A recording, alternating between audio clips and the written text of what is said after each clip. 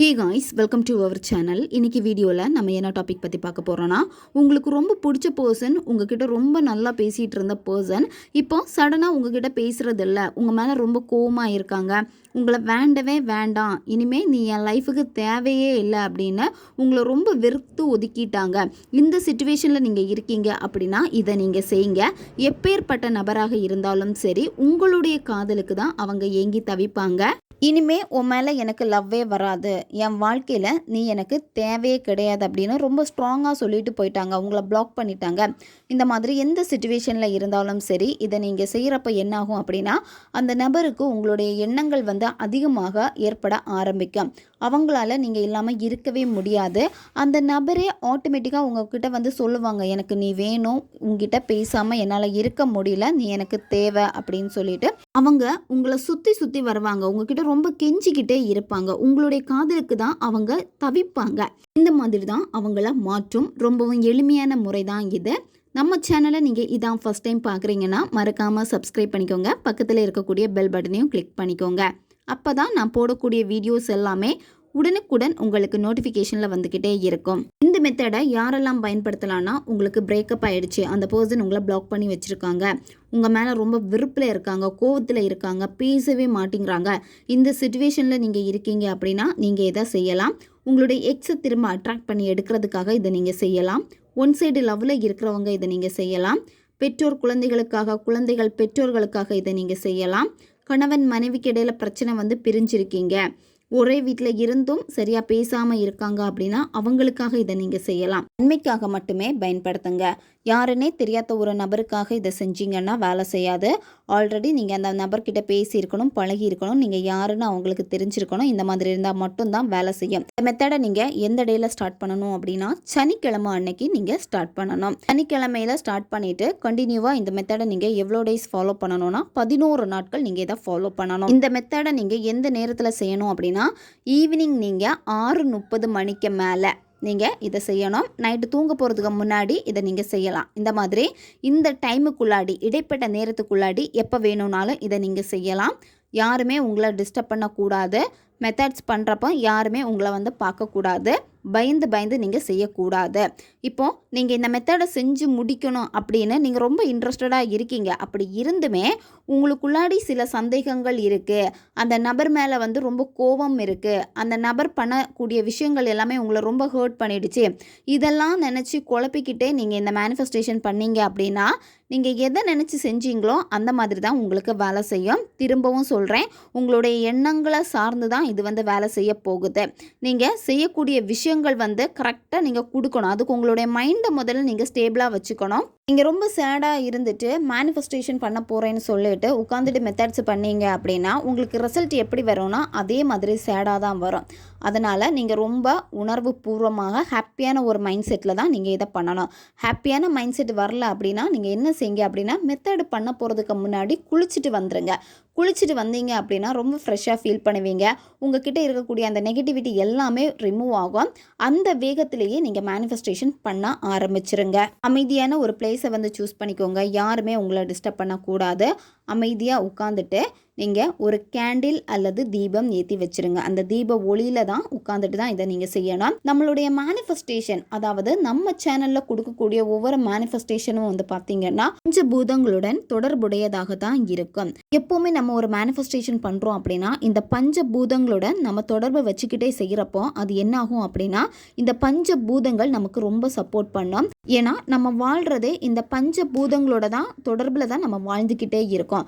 எப்போவுமே இந்த பஞ்சபூதங்களுடைய நம்ம தொடர்பு படுத்திக்கிட்டே இருந்தோம் அப்படின்னா கண்டிப்பாக நீங்கள் என்ன நினைக்கிறீங்களோ அந்த விஷயம் உங்கள் வாழ்க்கையில் ரொம்ப ஈஸியாக உங்களுக்கு கிடைக்கும். பஞ்சபூதம்னா நிலம், நீர், காற்று, ஆகாயம், நெருப்பு, இந்த 5மே பார்த்தீங்கன்னா பஞ்சபூதங்கள்.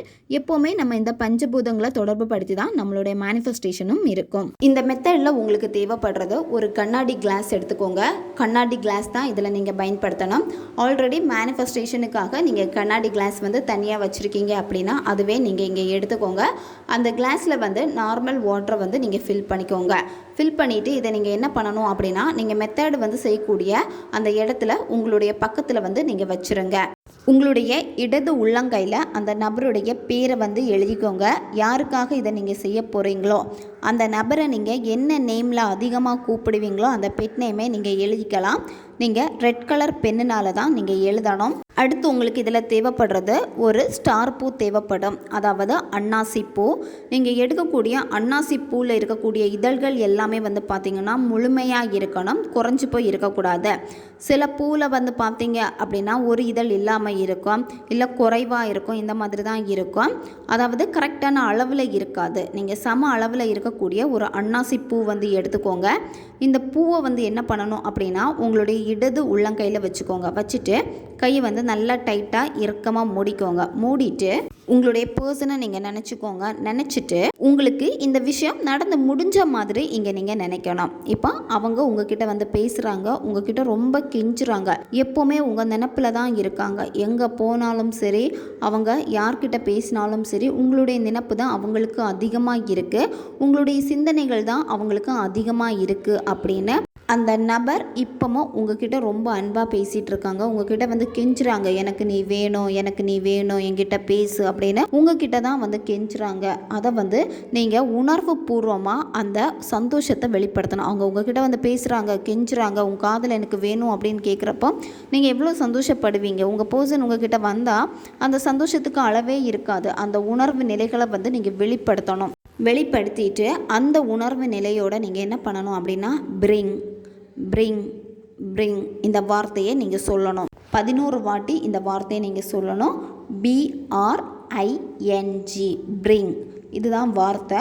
இதை 11 வாட்டி நீங்கள் சொல்லணும். ஸ்லோவாக நீங்கள் சொல்லணும், மென்மையாக அழகாக நீங்கள் சொல்லணும். அதுக்கப்புறம் நீங்கள் என்ன பண்ணணும் அப்படின்னா கையில் இருக்க ஸ்டார் பூ, அந்த ஸ்டார் பூவில் உங்களுடைய நாக்கினுடைய அடிப்பகுதியில் இருந்து உங்களுடைய எச்சில் நீங்கள் எடுக்கணும், அதாவது சலவை எடுத்துட்டு அதை அந்த ஸ்டார் பூவில் வந்து 2 பக்கத்துலேயும் வந்து நீங்கள் தேய்க்கணும். தேய்ச்சிட்டு இந்த பூவை வந்து என்ன பண்ணணும் அப்படின்னா நீங்கள் எடுத்து வச்சுருக்கக்கூடிய அந்த தண்ணியில் போட்டுருங்க. அடுத்து அந்த டம்ளரை உங்கள் கையில் வச்சுக்கோங்க. 2 கையாலுமே அந்த டம்ளரை நீங்கள் பிடிச்சிட்டு அந்த டம்ளரில் இருக்கக்கூடிய தண்ணியை பாருங்கள், அந்த பூவை பாருங்கள். பார்த்துட்டு அந்த நபரை நீங்கள் மனசில் நினச்சிட்டு இப்போவே என்கிட்ட வா, உன் ஆழ்மனதில் எனக்கான காதல் இப்பவும் இருக்குது, உன்னுடைய ஆழ்மனம் எனக்கான காதலை தேடுகிறது, என்கிட்ட நீ இப்போவே வா அப்படின்னு சொல்லிட்டு அதை நீங்கள் காதலோடு வெளிப்படுத்துங்க. இந்த வார்த்தையை சொல்கிறப்போ உங்களுடைய காதலை அங்கே நீங்கள் வெளிப்படுத்தணும்.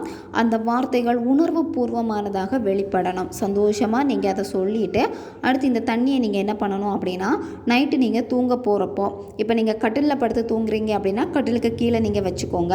அப்படி இல்லைன்னா நீங்கள் தரையில் படுத்து தூங்குறீங்க அப்படின்னா உங்களுடைய கால் கை வந்து அதில் படக்கூடாது, கீழே சிந்தக்கூடாது அந்த தண்ணி. அதனால் ஓரமாக நீங்கள் ஒதுக்கி வச்சுட்டு நீங்கள் நைட்டு ஃபுல்லாகவே அப்படியே அந்த தண்ணி இருக்கட்டும். மார்னிங் எந்திரிச்ச உடனே நீங்கள் என்ன பண்ணணும் அப்படின்னா அந்த தண்ணியில் வந்து இந்த ஸ்டார் பூவை போட்டு வச்சுருப்பீங்க. அந்த தண்ணிக்குள்ளாடியே அந்த ஸ்டார் பூவை வச்சுட்டு உங்களுடைய கைகளால் நல்லா நசுங்குங்க. நசுக்கிறப்ப என்ன ஆகும் அப்படின்னா கொஞ்சம் கொஞ்சமாக அது வந்து பிரிஞ்சிடும் அந்த பூ எல்லாமே, அதாவது உடஞ்சி போகும். இந்த மாதிரி அந்த தண்ணியில் கை வச்சுட்டு உங்கள் பர்சனுடைய பேரை மட்டும் நீங்கள் 11 வாட்டி சொல்லிவிட்டு இந்த தண்ணியை வந்து எங்கேயாவது கால் மீதி படாத ஒரு இடத்துல, சுத்தமான இடத்துல ஊற்றிடுங்க. அல்லது செடிக்கு கூட இந்த தண்ணியை வந்து நீங்கள் ஊற்றலாம். இந்த மாதிரி தான் டே 1 எப்படி பண்ணீங்களோ அதே மாதிரி தான் டே 2 டே 3 இந்த மாதிரி கண்டினியூவாக 11 நாட்கள் நீங்கள் செய்யணும். ஒவ்வொரு நாளுமே ஒரு ஸ்டார் பூ நீங்கள் எடுத்துக்கோங்க. 11 நாட்கள் வந்து கேப் எதுவுமே விடக்கூடாது. கண்டினியூவாக நீங்கள் இதை செஞ்சு முடியுங்க. 11 நாட்களுக்குள்ளாடியே அந்த நபருக்கு உங்கள் மேலே இருக்கக்கூடிய அந்த கோபம், வெறுப்பு எல்லாமே மாற ஆரம்பிக்கும். அந்த பர்சனுக்கு உங்களை பற்றின நல்ல எண்ணங்கள் வர ஆரம்பிக்கும். ஆட்டோமேட்டிக்காக அவங்களே உங்ககிட்ட வந்து பேசிடுவாங்க. நன்மைக்காக மட்டுமே பயன்படுத்துங்க. ஓகே காய்ஸ், நம்ம சேனல் உங்களுக்கு பிடிச்சிருக்குன்னா மறக்காமல் சப்ஸ்கிரைப் பண்ணிக்கோங்க. வீடியோவை தேவைப்படுற உங்கள் ஃப்ரெண்ட்ஸுக்கும் ஷேர் பண்ணுங்கள், அவங்களுக்கும் இது உபயோகமாக இருக்கும். இன்னும் நிறைய வீடியோஸ் நம்ம சேனலில் அப்லோட் ஆகிட்டே இருக்கும். பக்கத்தில் இருக்கக்கூடிய பெல் பட்டனையும் மறக்காமல் ப்ரெஸ் பண்ணி வச்சுக்கோங்க. அப்போ தான் நான் போடக்கூடிய வீடியோஸ் எல்லாமே உடனுக்குடன் உங்களுக்கு நோட்டிஃபிகேஷனில் வந்துக்கிட்டே இருக்கும். அடுத்த வீடியோவில் சந்திக்கலாம். நன்றி.